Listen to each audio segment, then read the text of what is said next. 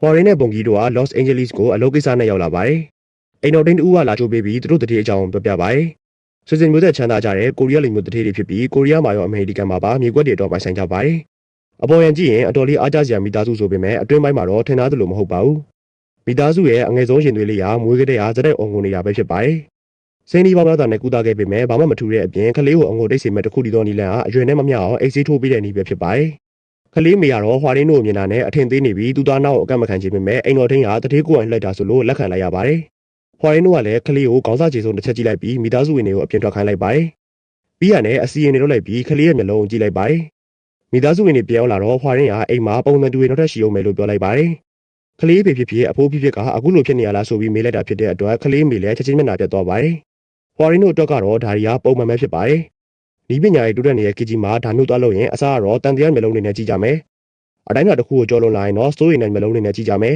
။ပြီးရင်တော့ယုံကြည်မှုဆိုတာရှိလာပါတယ်။လောကကြီးဟာစတင်ဖြစ်တည်လာကြတဲ့အလင်းနဲ့အမောင်အစိုးနဲ့အကောင်ဆိုတာဒွန်တွဲပြီးတည်ရှိလာပါတယ်။လူသားတွေကအလင်းနဲ့အကောင်သာလိုချင်ခဲ့ကြပြီးအဲ့ထဲမှာပဲနှိမ့်ယုံနိုင်ဖို့အတွက်ကြိုးစားကြပါတယ်။ဒါမဲ့အမောင်နဲ့အစိုးတွေရှိနေတာကိုတော့လှလူရှူထားတတ်ကြပြီးလောကကြီးမှာမရှိတော့တဲ့လိုမျိုးခံယူထားကြပါတယ်။တစ်ခါတလေမှာတော့အမောင်နဲ့တတဝါတွေကအလင်းနဲ့တမန်တော်တွေကိုမနာလို့ဖြစ်လာပါတယ်။ဒီချိန်မှာတော့စီးတွေကိုကြော်ပြီးနေကူးဖို့ကြိုးစားကြပါတယ်။ဒီလိုတွေဖြစ်လာပြီဆိုရင်တော့အလင်းနဲ့နေကြီးနဲ့လူသားတွေကလောကသဘောကိုနားလေတဲ့သူတို့လိုလူမျိုးတွေစီမှာစတင်အကူအညီတောင်းကြရပါတယ်။သူဆိုတာကတော့လောကကြီးမှာမျှတအောင်နေနေတဲ့နတ်ဆရာမဟွာရင်းပဲဖြစ်ပါတယ်။လက်ရှိမှာတော့ဟွာရင်းတို့ကဘတ်ဂျီယုံဆိုသူတန်အောင်ရောက်ရှိနေပါတယ်။ဂျီယုံဆိုတာကတော့ကလေးလေးရဲ့အဖေဖြစ်ပြီးသူ့အဖေကလည်းစယောဂါကိုခံစားနေရတာပဲဖြစ်ပါတယ်။အမေဖြစ်သူကအမြဲစောင့်ကြည့်ပေးနေရပြီးလက်ရှိမှာလည်းယောဂဖောက်နေပါတယ်။ဂျီယုံကတော့အခြေအနေတွေကိုအမြန်ရှင်းပြပါတယ်။သူ့ကိုကလည်းစယောဂါနဲ့ပဲဆေးရုံမှာတည်ဆုံခဲ့ရတာဖြစ်ပြီးလက်ရှိမှာတော့သူ့အဖေသူနဲ့သူ့သားလေးကိုပါယောဂါရလက်လံပြီးဖြစ်ကြောင်းပြောပြပါတယ်။ဟွာရင်းကတော့မျိုးလက်တဲ့ထင်ပြီးမြေမကောင်းလို့အိမ်နေပြောင်းမှုရမလားလို့ပြောလိုက်ပါတယ်။လက်ရှိမှာလည်းအိမ်ထဲမှာမကောင်းတဲ့အရေးတွေကိုမြင်ရပြီးဆွေစဉ်မျိုးဆက်ကိုလိုက်နေတာမဟုတ်လို့အဖြစ်နိုင်ဆုံးကရှင်အဖိုးပဲလို့ပြောလိုက်ပါတယ်။ဒီရာမကျွတ်မလို့ဖြစ်နေတဲ့ဝင်းကြီးချော်လန့်မှုဖြစ်ပြီးအဖိုးဖြစ်သူကတခုခုကိုခံစားနေရတာကိုမကျင်တဲ့လို့လိုက်လုံနေရပဲဖြစ်ပါတယ်။ဂျီယုံကလည်းဒါဆိုရင်ကျွန်တော်ဘာလို့ရမလဲဆိုလို့ဟွာရင်းကဒီကိစ္စကိုသူတယောက်တည်းမနိုင်ကြောင်းနဲ့လူခေါ်ဖို့လိုကြောင်းပြောလိုက်ပါတယ်။တောင်ကုန်းပေါ်ကတနေရာမှာတော့ဂင်ဆမ်တော့နဲ့လက်ထောက်ဖြစ်သူရောင်ကျွန်းတို့ကမြေပုံတစ်ခုကိုပြန်ဖော်နေကြပါတယ်။ရောင်ကျွန်းကအလောင်းကိုလေးစားဖို့ပြောပြီးလာကြည့်နေတဲ့မိသားစုတွေကိုမောင်းထုတ်လိုက်ပါတယ်။ပြီးရနဲ့အလောင်းနဲ့ရွှေတွေကိုအိတ်ထဲကိုအရင်ထည့်လိုက်ပါတယ်။ဆရာခင်ကလည်းမိသားစုတွေကအကြီးဆုံးသားနဲ့စကားတော့ပြောပါတယ်။ဒီမြေကအတော်လေးကောင်းတဲ့မြေဖြစ်ပြီးမိသားစုဝင်တွေအတွက်နေရာလွတ်တွေကြံသေးရမလို့မင်းဟာမိသားစုအတွက်အတော်လေးစဉ်းစားပေးထားတာပဲလို့ပြောလိုက်ပါတယ်။လက်ရှိမှာမြေနေရာဘာမှအခက်အခဲမရှိတာမလို့အမေဖြစ်သူကဒီကိစ္စနဲ့မကြိုသေးတာမဟုတ်ဘူးလို့ပြောလိုက်ပါတယ်။ဒါကြောင့်မြေဖော်တာကိုနောက်ထပ်မလုပ်နဲ့ရောဆိုလို့ထို့သူကအမေရှိနေတာကိုသူတို့တိန်လုံးယူရိုရိတ်တိတ်မြင်နေရတာမလို့တခြားလေးလုပ်ပေးပါလို့ပြောလိုက်ပါတယ်။ဆရာခင်ကလည်းအစီအဖြစ်နေပြီဖြစ်တဲ့အယိုးစုတွေကိုတစ်ချက်ကြည့်လိုက်ပြီးအဖွားရဲ့သွားကိုဘသူယူထားရလဲဆိုပြီးချက်ချင်းပြောလိုက်ပါတယ်။မိသားစုဝင်တွေကနားမလည်နိုင်ဖြစ်နေလို့သွားကိုတရားယူထားရလို့ထပ်ပြောလိုက်ပါတယ်။ဒီတော့မှပဲမိသားစုဝင်တွေလည်းသူတို့ရဲ့အငယ်ဆုံးမိလေးတင်ထားရဲဆိုတဲ့အရာအဖွားရဲ့သွားဆိုတာကိုသိသွားပါတယ်။မိလေးကလည်းအဖွားကိုလွမ်းလို့အခုလိုလုပ်တာပါဆိုပြီးငိုကြွေးပါတယ်။ဆရာခင်ကလည်းအခုလိုမလုပ်ဖို့နဲ့အဖွားကဗိုက်စာနေပြီးမလို့သွားကိုပြန်ပေးလိုက်ဖို့ပြောပြီးနှစ်သိမ့်ပေးပါတယ်။အဖွားကအမေရဲ့အနားမှာရှိနေပြီးမှမလို့အဖွားတွတ်လွတ်သွားအောင်သွားလေးကိုပေးလိုက်ပြီးတန်ရောစင်ဖြစ်ပေးလိုက်ပါလို့ပြောလိုက်ပါတယ်။လူဆိုတာကိုခန္ဓာသိဆုံးသွားရင်တော့မှစိတ်ဝိညာဉ်ကအခုလိုမျိုးမိတွေ့ပြီးရှင်သန်နေတတ်ပါတယ်။တဘာဝအရာကတော့လူသားတွေကရှင်သန်နေချိန်မှာမြေကြီးကိုနေမိရှင်သန်ကြပါတယ်။သိဆုံးသွားချိန်မှာတော့မြေကြီးထဲကိုရောက်သွားပြီးမြေမုံတွေပြန်ဖြစ်သွားကြပါတယ်။ဒါကြောင့်ဖြစ်တည်မှုဆိုတာမြေကြီးပေါ်မှာနေမိနေလိုက်မြေမုံဖြစ်သွားလိုက်ပဲမလို့ဒီဘဝတန်တရားတွေကိုပညာရဲ့တစ်ခုဖြစ်လေ့လာပြီးကောင်းမွန်မှုတွေကိုယူဆောင်လာပြီးရဲ့အလုပ်ကိုဆရာခင်ကလုပ်ကိုင်ပါတယ်။အလုပ်ကိုင်ရတော့ဖုံးရှိပညာရှင်ပဲဖြစ်ပါတယ်။ဖုံးရှိပညာဆိုတာရေမြေလေမီအစကြီးတဲ့ဓာတ်ကြီးတွေကိုမျှတအောင်လုပ်ပေးတဲ့ပညာရဲ့ဖြစ်ပြီးလူတွေတွေမြင်မြုပ်တဲ့သူ့ဘာရတာအစလို့အိမ်ကိုလက်လဘာတက်အောင်လုပ်ပေးတာအစုံဖုံးရှိပညာရဲ့လို့ခေါ်ပါတယ်။တနေ့တာအလုပ်ပြီးရနဲ့ဆရာခင်တို့ကတောင်ပေါ်ရလာတဲ့မှုကိုဆန်အရက်နဲ့တောက်ကြပါတယ်။ရောင်ကျိုးကတော့သူတို့ဒီနေ့ဖော်လာတဲ့မြေကမြင်းညံ့တယ်လို့ပြောလိုက်ပါတယ်။မြေကောင်းအင်္ဂါရက်တွေကိုသိမတွေ့ရဘူးဆိုလို့ဆရာခင်ကဖုံးရှိပညာရှင်လို့စားလို့ပြောလိုက်ပါတယ်။ရောင်ကျိုးကလည်းအဲ့လိုပြောတာမဟုတ်ပဲကိုရီးယားမှာတစ်နှစ်ကိုလူကြီး2000ခွဲလောက်ပြန်ပြသေးပါတယ်။ကျိုးဆုံးခဲ့တဲ့ကနှာခေါင်းပေါက်လောက်ရှိတဲ့မြေပေါ်မှာလူတွေကိုမြုပ်လာတာမလို့မြေကောင်းတွေကဘလို့ကြံသေးရလဲလို့ပြောပါတယ်။ဆရာခင်ကလည်းဒီမြေက65ရာခိုင်နှုန်းလောက်ကောင်းကြောင်းနဲ့လက်ရှိမှာအခုလိုမြေမျိုးကမရှိတော့ဘူးလို့ပြောပါတယ်။ဒီချိန်မှာအိမ်ရှိမှာကားရတန်ကြားလဲရပြီးဟွာရင်းနဲ့ပုံကြီးတို့ကအိမ်ထဲကိုဝင်လာပါတယ်။ဟွာရင်းကစကားဆောင်မလို့ကြံကားရှိတဲ့ဆရာခင်နဲ့ရောင်ကျွန်းတို့ကပတ်စံအနိုင်ရတယ်လို့ပြောလိုက်ပါတယ်။ဟွာရင်းကလည်းမတက်နိုင်တော့ပဲသူမိထားတဲ့ပေါက်ပေါက်ကြီးကိုပြောပြပါတယ်။အလုံးရှင်ကကြီးကြီးတက်ချမ်းသာတဲ့ကိုရီးယားတတိတွေဖြစ်ပြီးအဖိုးကနေစလို့အဖေအတီဟာကိုရီးယားတွေဖြစ်ပါတယ်။အဖေဖြစ်သူကလူမျိုးသားတဦးနဲ့လက်ထပ်ခဲ့တာမလို့တားဖြစ်သူကစားပြီးမြေအတီဟာကိုရီးယားအမေရိကန်သွင်းတော်တွေဖြစ်ပါတယ်။ရောင်ကျွန်းတို့ကတော့ဘောစီတွေဆိုတဲ့အကြောင်းရင်းကိုစံနှောင်းထောင်ကျင်တော့ပဲအလုပ်ကိုလက်ခံမှုလုပ်နေကြပါတယ်။ဟွာရင်းကလည်းစကားကိုဆက်ပြောပြီးသူတို့အိမ်မှာအဖိုးဖြစ်သူရဲ့ဝိညာဉ်ကိုမြင်ခဲ့ရကြောင်းနဲ့တင်းကြိုင်မြေမအေးချမ်းတာကြောင့်မိသားစုကိုနောက်ဆက်နေကြောင်းပြောပါတယ်။လက်ရှိမှာလည်းမိသားစုဝင်တအူကိုအဆုံးစီရင်လာပြီးတားစင်မြေဆက်ကိုလည်းလိုက်နေကြောင်းပြောပါတယ်။တစ်ဖက်ကဂျီယုံတို့မိသားစုကလည်းအလောင်းဖော်ဖို့ကိစ္စကိုဆွေးနွေးနေကြပါတယ် ဂျီယုံရဲ့အမေကတော့ဒီကိစ္စကိုအယုံကြည်မရှိဘူးနဲ့စိတ်ထက်ကူးလိုက်ရင်ပျောက်သွားမှာလို့ပြောပါတယ်။ကိုရီးယားနင်းတော်ကလည်းဒီကိစ္စကိုလက်ခံမှာမဟုတ်ဘူးလို့ပြောနေတော့ဂျီယုံအပါအဝင်သူ့အဖေရောသူ့သားလေးပါမခံမရနိုင်တဲ့ဝေဒနာတစ်ခုကိုခံစားနေကြရပါတယ်။ဒါကြောင့်ဂျီယုံကတော့သူကမြေကြီးဆုံးမလို့ဒီကိစ္စကိုဥဆောင်ပြီးလုပ်ရမယ်သူပဲလို့ပြောလိုက်ပါတယ်။ဆရာကင်တို့ကလည်းဂျီယုံနဲ့တွေ့ဖို့တက်လာကြပါတယ်။ရောင်ကျုံကဆရာကင်ရဲ့သမီးမင်္ဂလာဆောင်အကြောင်းကိုမင်းနေပြီးဆရာကင်ကလည်းအစတော့အဲ့အတွက်စိတ်ပူမိပေမဲ့အခုတော့ဟွာရင်းကအိုဇာမင်းသာရှာပေးလိုက်ပြီလို့ပြောလိုက်ပါတယ်။ပြီးရတဲ့ဆရာကင်လည်းဂျီယုံနဲ့ကားထဲမှာဝင်တွေ့ပါတယ်။ဆရာကင်ကအလောင်းဖော်ခင်မှာမိသားစုဝင်တွေအကြောင်းတခြားစုံစမ်းသူမလို့အချက်လက်တွေကိုတေချာအောင်မေးပါတယ်။ဂျီယုံကတော့ငွေလက်ခံတဲ့သူထက်ငွေပေးတဲ့သူကပိုပြီးယုံကြည်မှုရှိဖို့လိုအပ်တယ်လို့ပြောတာကြောင့်ဆရာကင်ကဒီကိစ္စကိုပြီးပြီလို့သတ်မှတ်လိုက်ပါတယ်။ဒီတော့မှပဲဂျီယုံကဒီကိစ္စကိုလှုပ်ဝက်ပေးတာဖို့နဲ့အလောင်းကိုချက်ချင်းပြီးသူကြိုပေးဖို့ပြောပါတယ်။ဆရာကင်ကတော့အလောင်းရွှေ့တယ်ဆိုတာခရိုင်ကိုအကြောင်းကြားရပြီးတော့အလောင်းကိုမိရှို့ပြီးမှအယိုးပြောက်ပဲရှုပ်ခွင့်ရှိတာမလို့မိသားစုဝင်တွေရောလက်ခံကြလာလို့မေးလိုက်ပါတယ်။ဂျီယုံကတော့တမိသားစုလုံးကဒီကိစ္စကိုကန့်ကွက်နေကြတယ်လို့ပြောလို့ဆရာကင်လည်းတင်းချိုင်းမီကိုပဲအရှင်သွားကြည့်ဖို့ပြောလိုက်ပါတယ်။ဆရာကင်ကတော့မိသားစုဝင်တွေကလည်းလက်မခံတဲ့အပြင်အခေါင်းဝါမဖွင့်ခိုင်းတဲ့အတွက်အလုပ်ကိုလက်မခံခြင်းဖြစ်နေပါတယ်။အဲ့ဒီပြင်လက်ရှိသွားနေရတဲ့တင်းချိုင်းကလည်းအမိမဲ့တင်းချိုင်းဖြစ်ပါတယ်။ကိုရီးယားမှာတောင်တန်းကိုသွားပူးတဲ့ဆရာကင်တော့ဒီတောင်ကိုပထမဆုံးရောက်ပူးတာဖြစ်ပြီးမြေခွေးတွေကလည်းတင်းချိုင်းတစ်ဝက်မှာကျဆားနေကြပါတယ်။ကျပန်းလာတဲ့တော်ကြီးထဲမှာအုတ်ကူကြီးတစ်လုံးဟာအထီးကျန်စရာဖြစ်နေပါတယ်။ဆရာကင်ကလည်းအုတ်ကူနေရာကိုပတ်ကြည့်ပြီးစိတ်တိုင်းမကြဖြစ်နေပါတယ်။မြေတိုင်းမှာလည်းနာမည်မရှိတဲ့အပြင်အကုန်လုံးကတန်စရာဝင်စရာတွေဖြစ်နေတာမလို့ဆရာကင်လည်းဒီမျိုးကိုဘသူကရှာပေးလဲဆိုတော့သိလာလို့ဂျီယုံကိုမေးလိုက်ပါတယ်။ဂျီယုံကတော့သူတို့အဖိုးကတိုင်းပြည်အတွက်တစားရှိခဲ့ရကြောင်းဖုန်းတော်ကြီးတစ်ပါးဒီမျိုးကြီးမြင်ထားတာဖြစ်ကြောင်းနဲ့ဖုန်းတော်ကြီးနာမည်ကဂီဆိုးရလို့ခေါ်ကြောင်းသိလိုက်ရပါတယ်။ဆရာကင်လည်းခဏလောက်စဉ်းစားပြီးရတယ်ဒီလုပ်ကိုလက်မခံနိုင်တော့ဘူးလို့ပြောပြီးတောင်အုပ်ကိုပြန်ဆင်းသွားပါတယ်။ဘုံကြီးတို့ကလည်းအနောက်ကနေလိုက်လာပြီးအကျိုးကြောင့်မေးကြပါတယ်။ဟွာရင်ကတော့နှုတ်ဆက်နေပြီးဆရာကင်ကလည်းအကြောင်းရင်းကိုပြောပြပါတယ်။တင်းချိုင်းမီဆိုတာမားထီလို့မကောင်းကြောင်းနဲ့တခုခုဆိုရင်ဘုံရှိပညာရှင်အစားပြီးမြေကျွန်းတူးသမားဒီအသက်ပေးနဲ့ရင်ဆိုင်ရနိုင်ကြောင်းပြောပြပါတယ်။ဟွာရင်ကိုလည်းတောင်ပေါ်မှာမြေခွေးတွေကိုမြင်ခဲ့ရတယ်မလားလို့ပြောလိုက်ပါတယ်။တင်းချိုင်းမီနဲ့မြေခွေးအဆောင်ရှောက်ဆိုတာလုံးဝမအပ်ဆက်တဲ့အကြောင်းမလို့ဒီမြေကအဆိုးဆုံးမြေထဲမှာအဆိုးဆုံးလို့ခေါ်ရမယ့်မြေကြီးဖြစ်ပါတယ်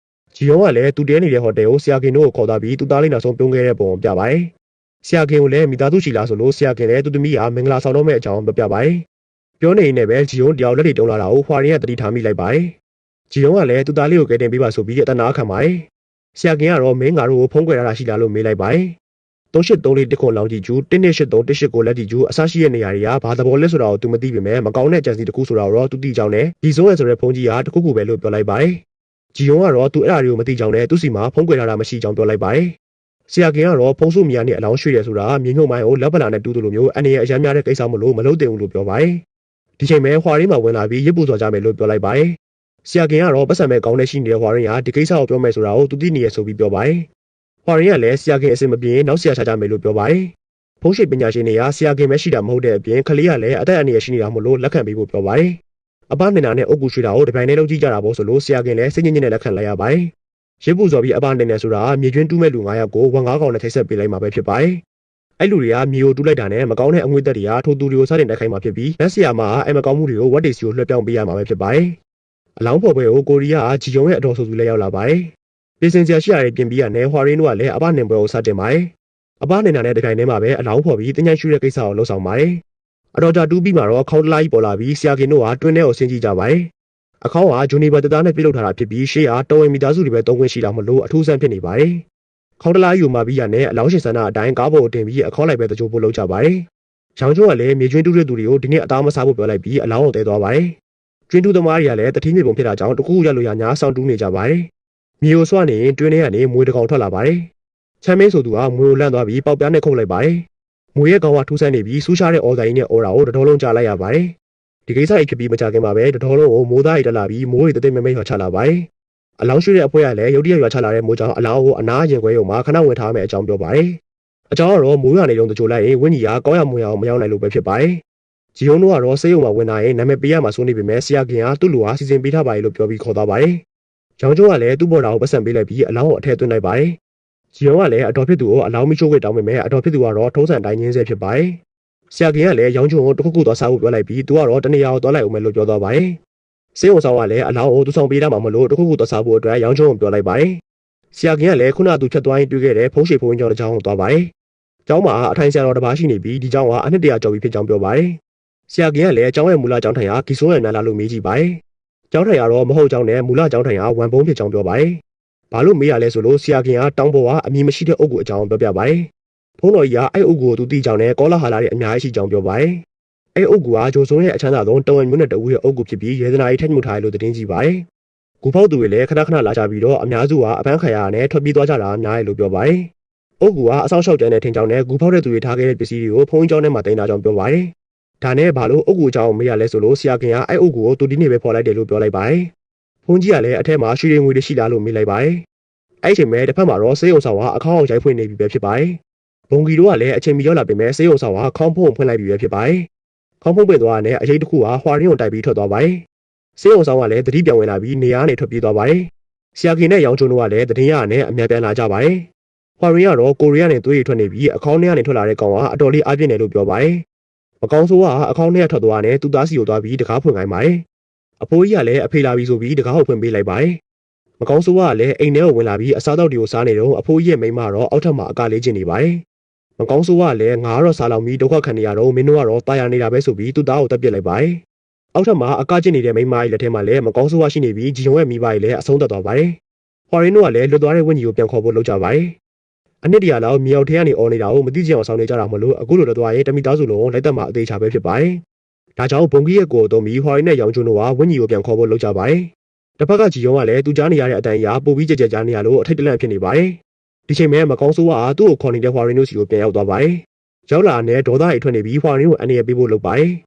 ဘလို့မှလုံးမရတဲ့အဆုံးမှာတော့ငါကလေးတွေကိုရအောင်ခေါ်သွားမှလို့ပြောပြီးထွက်ပြေးသွားပါတယ်။ဆရာကင်းကလည်းဂျီယုံကိုဖုန်းခေါ်လိုက်ပြီးအเจ้าဆုံးပြပတ်လိုက်ကဟိုတယ်ကိုတူလာနေပြီလို့ပြောလိုက်ပါတယ်။ဒီချိန်မှာတကားခောက်တန်ကိုကြားလိုက်ရပြီးဆရာကင်းကတကားဝအောင်ရောက်လာပါတယ်။ဖုန်းထဲကဆရာကင်းကတော့သူအခုဒီလမ်းမှာပဲရှိသေးတာမို့လို့တကားကိုတိကျပေးထားဖို့ပြောပါတယ်။ဘာမှမကြောက်ဖို့နဲ့ဘရင်းမောင်နားမှာပဲနေဖို့ပြောပါတယ်။တကားရှိရဆရာကင်းကလည်းအရေးကြီးနေတာမို့လို့တကားကိုဖွင့်ပေးဖို့ပြောနေပါတယ်။အဲ့ချိန်မှာဖုန်းထဲကဆရာကင်းကဘရင်းမောင်တကားကိုဖွင့်ဖို့အတွက်အော်ပြောလိုက်တာကြောင့်ဂျီယုံလည်းလက်ပြီးတကားကိုဖွင့်လိုက်မိပါတယ်။အပြင်ကဆရာကင်းကလည်းဟိုတယ်ကအရေးပေါ်တော့တဲ့တကားကိုဖွင့်ပြီးဝင်လာပေမဲ့ဂျီယုံကတော့တရေဝင်ပူခံနေရပြီပဲဖြစ်ပါတယ်။စစ်သူကြီးတယောက်လိုမျိုးသူ့လူတွေကိုအမိတ်ပေးနေပြီးသွေးအန်ထွက်သွားပါတယ်။တစ်ဖက်ကရောင်ကျွန်းတို့ကလည်းမကောင်းဆိုးအောင်မလိုက်နိုင်မို့လို့တချို့ဇက်ကိုသွားနေပြီဖြစ်ကြောင်းဆရာကင်းကိုလှမ်းကြောင်းကြားလိုက်ပါတယ်။ခဏနေတော့အိမ်တော်ထင်းရောက်လာပြီးဆရာကင်းကဂျီယုံကိုအကြောင်းဆုံးရှင်းပြပါတယ်။ဂျီယုံကနားထောင်နေနေပဲမြေခွေးကကြားရဲ့ခါကိုဖျက်လိုက်တယ်လို့ပြောပါတယ်။အဲစကားကိုတစ်ခါပြောတိုင်းခေါင်းကတစ်ချက်လဲလာပြီးနောက်ဆုံးမှာတော့မျက်နှာကြောဘက်ကိုရောက်လာပြီးဇက်ကျိုးတည်သွားပါတယ်။လက်ရှိမှာတော့မကောင်းဆိုးရဲ့ပြစ်မှတ်ကခလေးလေးနဲ့သူ့သမီးပဲကျန်တော့တာဖြစ်ပါတယ်။ဒါကြောင့်ဆရာကင်းကအိမ်တော်ထင်းကိုပြောပြီးအမေရိကကိုဖုန်းခေါ်ခိုင်းပါတယ်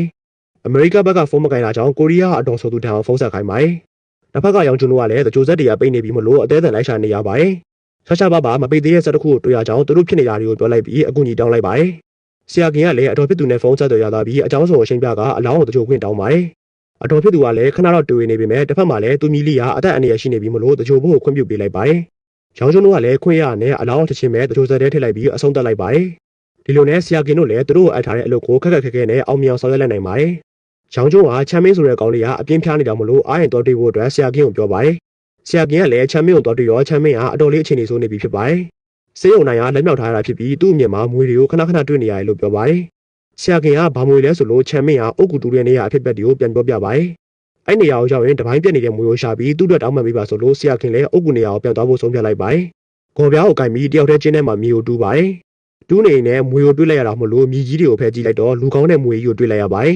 ။အဲ့ဒီမြေကြီးကလည်းမာတောက်ဖြစ်နေရမလို့ဆရာကင်းလည်းမြေကိုဆက်တူးဖို့ဆုံးဖြတ်လိုက်ပါတယ်။လက်နဲ့ပဲတူးတာတော့မြေကြီးလေးကနေအခေါင်းကြီးတစ်ခုပေါ်လာပါတယ်။ဆရာကင်းကလည်းရောင်ကျွန်းတဲ့ဘုံကြီးတို့ကိုခေါ်လိုက်ပြီးအခေါင်းကြီးကိုပြပါတယ်။အခေါင်းကြီးကဒေါင်းလိုက်ကြီးဖြစ်နေတဲ့အပြင်တန်ဆူးကျိုးရည်နဲ့ပတ်ပတ်လဲကာထားပါတယ်။အပြင်ကနေလူတွေကိုမဖွင့်စေချင်တဲ့သဘောမလို့ဆရာကင်းကအခေါင်းကြီးကိုတက်သွားဖို့ဆုံးဖြတ်လိုက်ပါတယ်။ဟွာရင်းတို့ကတော့ကြောက်နေကြပေမဲ့အလောင်းကပိုင်ရှင်ရှိနေနိုင်တာမို့လို့တက်သွားဖို့ဆုံးဖြတ်လိုက်ကြပါတယ်။အခေါင်းကြီးမြေပေါ်ရောက်လာတဲ့အနားမြေခွေးအကုန်လုံးကတောင်ပေါ်ကနေထွက်ပြေးကုန်ကြပါတယ်။ဟွာရင်းတို့ကလည်းတာမန်ထက်3ဆလောက်ကြီးနေတဲ့အခေါင်းကြီးကိုကြည့်ပြီးနေပိုင်ရအနောက်ကနေလိုက်လာကြပါတယ်။အတုပရှင်တွေကမကြခင်ရောက်လာကြမှာပါဆိုလို့ဆရာတော်လည်းကိုတော်ထဲမှာပဲအခေါင်းကြီးကိုထားခိုင်းလိုက်ပါတယ်။ဟွာရင်းကလည်းစိတ်ထဲမှာမတိုးမတန့်ဖြစ်နေအောင်မလို့ဆမ်မန်းနဲ့မြင်းသွေးကိုအခေါင်းပေးမှာပတ်ဖန်ထားလိုက်ပါတယ်။ခဏနေတော့ဂျီယုံတော့ထောင်ချရောက်လာပါတယ်။သူ့ဖေရဲ့အုပ်ကိုအောက်မှာဓာကြီးရှိနေတာမို့လို့သူလည်းအတော်လေးလန့်သွားပါတယ်။ဆရာကင်းကလည်းအဖေဖြစ်သူရဲ့တင်ကြရာအခုလိုမျိုးနေရာဖြစ်နေတာကိုမသိဘူးလားဆိုပြီးတီထားသမျှကိုပြောပြပါတယ်။တောင်ကြားကတော့သူတို့တကယ်မသိပါဘူးဆိုလို့ဆရာကင်းကအခုအုပ်ကူမှာမျိုးစားမေးဘက်ကွမ်ကျော်လို့ကြီးတာကြောင့်ပြောပါတယ်။အဖေဖြစ်သူကတိုင်းပြည်ကိုရောင်းစားတဲ့အမှုနဲ့အတော်လေးနာမည်ကြီးခဲ့ပြီးဖုန်းတော်ကြီးကအပြစ်ပေးခဲ့တာပဲဖြစ်ပါတယ်။အဲ့တော့မှပဲကြောင်ကြလည်းသူလည်းသိပါတယ်ဆိုပြီးဝန်ခံပါတယ်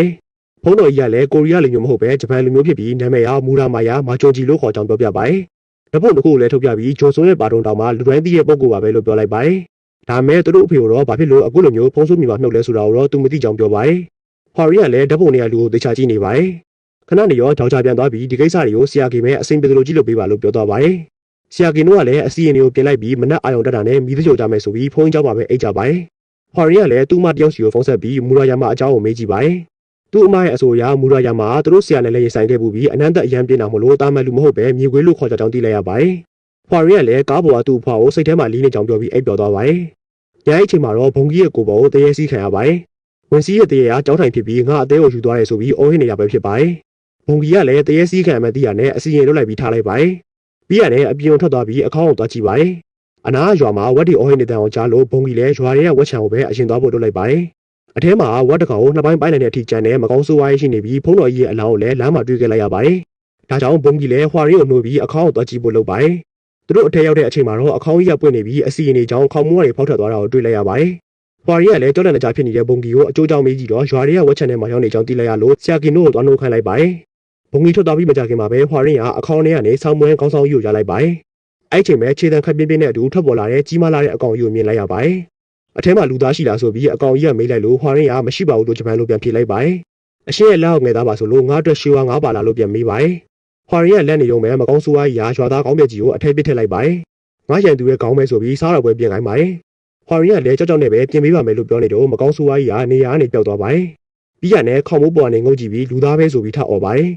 ်ဟွာရင်းကလည်းအလန်ကြားနဲ့ပြေးထွက်ပြီးမယ်မကောင်းဆိုးဝါးကြီးကအသာလေးဖမ်းမိသွားပါတယ်အဲ့ချိန်ပဲဘုံကြီးပြန်ရောက်လာပြီးမကောင်းဆိုးဝါးကြီးကိုဝင်တိုက်ပါတယ်ပြီးရနဲ့ဟွာရင်းကိုထွက်ပြေးဖို့ပြောနေတော့မကောင်းဆိုးဝါးကဘုံကြီးကိုယ်ထဲကိုဝန်းကြီးထည့်လိုက်ပြီးခါးထဲကိုလက်သေးနဲ့ထိုးထည့်လိုက်ပါတယ်ပြီးရနဲ့ဟွာရင်းကိုတတ်ဖို့အလုပ်မှာဟွာရင်းနောက်ကနတ်ကိုမြင်သွားပါတယ်ဒါကြောင့်ဖျားစာကျွတ်လိုက်ပြီးမီးလုံးကြီးအဖြစ်နဲ့ကောင်းကင်ဘုံကိုပြန်တက်သွားပါတယ်မီးလုံးကြီးကိုမြင်လိုက်ရတဲ့သူတိုင်းဟာကြောက်စိတ်တွေကိုအမြင်ဖြစ်နဲ့ပြန်ရလာပြီးမီးလုံးကြီးကိုရက်ကြည့်နေကြပါတယ်ခဏနေတော့မီးလုံးကြီးကကောင်းကင်ဘုံကိုပြန်တက်ပြီးပျောက်ကွယ်သွားပါတယ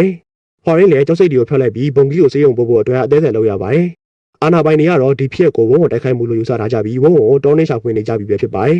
ဒီဖြစ်ရဲ့ကြောင့်ထိခိုက်သူတွေရှိနေပြီးဖုံးတော်ကြီးတစ်ပါးနဲ့ရွာသားတယောက်တည်ဆုံသွားခဲ့လို့သတင်းဌာနတွေကကြေညာထားပါတယ်ဆရာခင်ကတော့သူမြေပုံမျက်ဖော်ခဲ့ပြီလို့အခုလိုဖြစ်တာပါဆိုပြီးတောင်းပန်ပါတယ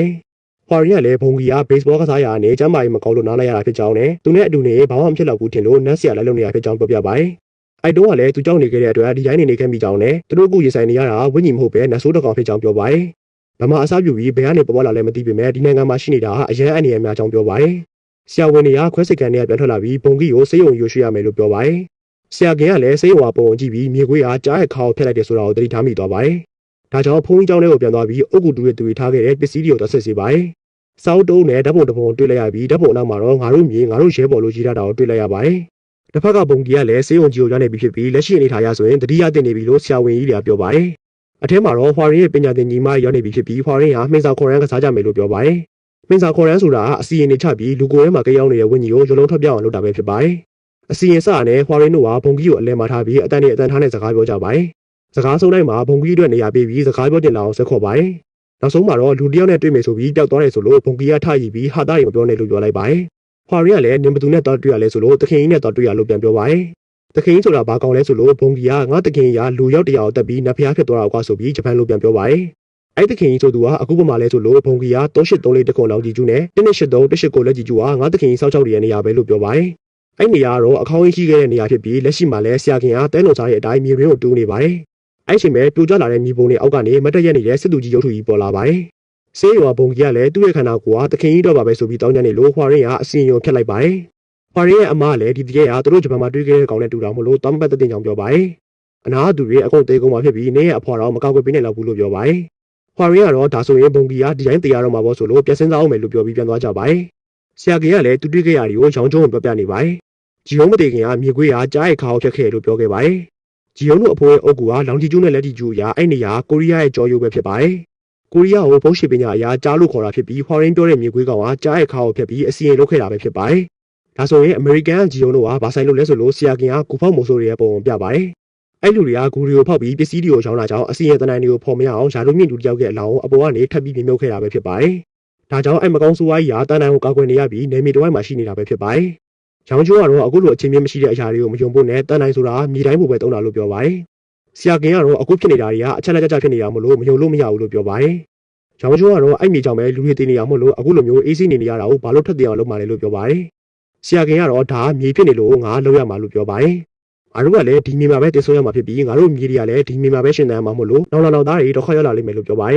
။တခုခုကိုဆွဲပြီးနေရတဲ့အကောင်မို့လို့တန်ချောင်းကိုဆွဲနှုတ်ပြီးဖျက်ဆီးလိုက်ရင်ရပြီမလားလို့ဟွာရင်းကိုမေးလိုက်ပါတယ်။တန်ချောင်းမရှိတော့ရင်ဘုံကြီးလည်းပြန်ကောင်းလာနိုင်တယ်မလားဆိုလို့ဟွာရင်းလည်းတူဝေးသွားပါတယ်။ ရောင်ကျိုးကလည်းစစ်သူကြီးဆိုတဲ့နတ်ဆိုကတောက်ချောင်းဆောက်ကြည့်နေတာမလို့ဘလို့နှုတ်မလဲလို့ဆိုတော့ကတတ်ပါတယ်။ဖွာရင်ကတော့အတိတ်တုန်းကအဲ့လိုကောင်မျိုးကိုခေါ်ခဲ့တာကိုပြန်မြင်အောင်လာပြီးတင်းချိုင်းမြေမှာလည်းအဲ့လိုတပင်ရှိတာကိုသတိရသွားပါတယ်။အဲ့လိုအချိုင်းဆိုင်တွေကတရိษံလို့ခေါ်ပြီးဝိညာဉ်နဲ့ပဲစကားပြောရပါတယ်။ဘာညှို့မှမရှိဘဲနဲ့တော့အနာလူတွေကိုတတ်တဲ့အချိုင်းဆိုင်တွေမို့လို့အပြီးရရှင်းထုတ်ဖို့ဆိုတာခက်ခဲကြောင်းပြောပါတယ်။အပြင်ကိုခဏလောက်ထွက်လာအောင်တော့လို့ရတယ်လို့ပြောနေတော့ဘုံကြီးကယောဂထားပေါက်လာလို့ဆရာဝန်တွေကဒဏ်ရာကိုလာကြည့်ကြပါတယ်။အဲ့တော့မှပဲဖွာရင်ကဘုံကြီးရဲ့ဒဏ်ရာတွေကိုသိချမြင်သွားပါတယ်။ဘုံကြီးကတကူလုံးမှာဖျားစာတွေကိုထိုးထားတာဖြစ်ပြီးစစ်သူကြီးကဖျားစာကိုရှောင်ပြီးထိုးသွားတာကိုသတိထားမိသွားပါတယ်။ဒါကြောင့်တကူလုံးကိုဖျားစာတွေဆွဲပြီးတင်းချိုင်းမျိုးထွက်သွားကြပါတယ်။လမ်းစစ်တပ်ကလည်းအရင်မကြည့်ရင်မသွားကြဖို့နဲ့ဒီနေမြေကဟိုးတောင်းကျနေရလို့ပြောပါတယ်။ဆရာကင်တို့ကတော့အုတ်ကူတန်ရှင်းသမားတွေမို့လို့ခဏနေပြန်လာကြမှာပါဆိုပြီးတောင်ပေါ်ကိုတက်သွားပါတယ်။တောင်ပေါ်ရောက်တာနဲ့တပင်ရှိအောင်ဦးတည်ပြီးရွှေငါးတွေကိုလိုက်ချပါတယ်။မကောင်းဆိုးဝါးကြီးထွက်လာရင်ခဏအချိန်ဆွဲပြီးလာမှဖြစ်ပြီးနိုင်ဝက်ထက်ပုံမရကြောင်းဖွာရင်းကပြောပါတယ်